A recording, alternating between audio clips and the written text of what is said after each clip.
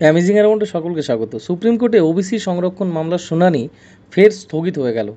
প্রধান বিচারপতির অসুস্থতার কারণে এই শুনানি পিছিয়ে দেওয়া হয়েছে। প্রাথমিকভাবে 15 জুলাই 2025-এ এই মামলার শুনানি হওয়ার কথা থাকলেও এখন তা 22 জুলাই 2025-এ হতে পারে বলে মনে করা হচ্ছে। এই ঘটনায় পশ্চিমবঙ্গ সহ সারা দেশের চাকরিপ্রার্থী এবং ছাত্রছাত্রীদের মধ্যে ব্যাপক উদ্বেগ ও হতাশা তৈরি হয়েছে। কেন এই শুনানি এত গুরুত্বপূর্ণ বলে মনে হচ্ছে? এই মামলার রায়ের উপর পশ্চিমবঙ্গের একাধিক গুরুত্বপূর্ণ নিয়োগ প্রক্রিয়া এবং ভর্তি প্রক্রিয়ায় ভবিষ্যৎ নির্ভর করছে। স্কুল সার্ভিস কমিশন অর্থাৎ এসএসসি, কলেজে ভর্তি এবং আরও অনেক প্রতিযোগিতামূলক পরীক্ষার ফলাফল আটকে রয়েছে এই মামলার কারণে। এই রায় না আসা পর্যন্ত, জাজমেন্ট না আসা পর্যন্ত রাজ্যের ওবিসি সংরক্ষণ নীতি চূড়ান্ত করা যাচ্ছে না, যার ফলে সমগ্র প্রক্রিয়াটি থমকে আছে বলা যায়। এই শুনানি স্থগিত হওয়ার কারণ হিসাবে কি উঠে আসছে? সুপ্রিম কোর্টের প্রধান বিচারপতি গুরুতর অসুস্থ হয়ে হাসপাতালে ভর্তি থাকায় এই মামলার শুনানি পিছিয়ে দেওয়া হয়েছে। তার বেঞ্চেই এই মামলাটি শোনার কথা ছিল। যেহেতু এটি একটি নতুন মামলা এবং তাই প্রধান বিচারপতির অনুপস্থিতিতে এই অন্য কোনো বেঞ্চে এটি স্থানান্তরিত করা হয়নি। শুধুমাত্র যে মামলাগুলির শুনানি আংশিকভাবে হয়ে গিয়েছিল, অর্থাৎ পার্ট হার্ট ম্যাটার যেগুলোকে বলা হচ্ছে, সেগুলিই অন্য বেঞ্চে পাঠানো হচ্ছে। এখন কি প্রক্রিয়ায় প্রভাব পড়বে? এই স্থগিতাদেশের ফলে একাধিক প্রক্রিয়ায় অচলাবস্থা তৈরি হয়েছে। এর মধ্যে উল্লেখযোগ্য যে বিষয়টি, স্কুল সার্ভিস কমিশন অর্থাৎ 21 জুলাই ফর্ম পূরণের শেষ তারিখ থাকলেও ওবিসি সংরক্ষণের বিষয়টি পরিষ্কার না হয় অনেক প্রার্থী ফর্ম পূরণ করতে পারছেন না, অনেকে সন্দেহে রয়েছেন, সংশয়ে রয়েছেন।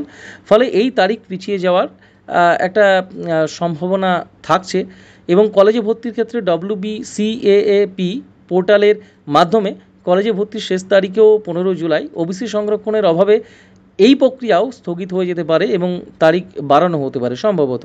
বিভিন্ন পরীক্ষার ফলাফল যেমন WBJEE এবং JENPAS ইউজি অর্থাৎ জেনপাস ইউজি, GNM ANM, জিলেট এবং GECA এর মতো একাধিক গুরুত্বপূর্ণ পরীক্ষার ফলাফল আটকে রয়েছে এই মামলার জন্য।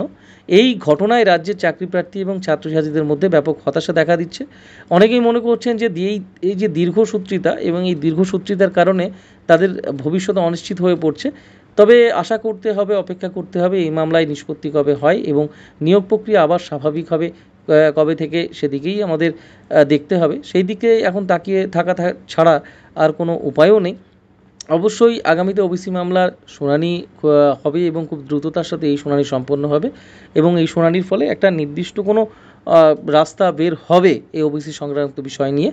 এখন দেখা যাক, অপেক্ষা করতে হবে। যেহেতু আইনি বিষয়, আইনি অবস্থানে রয়েছে, পর্যবেক্ষণে রয়েছে, আইনি পর্যবেক্ষণ চলছে এই কেস নিয়ে।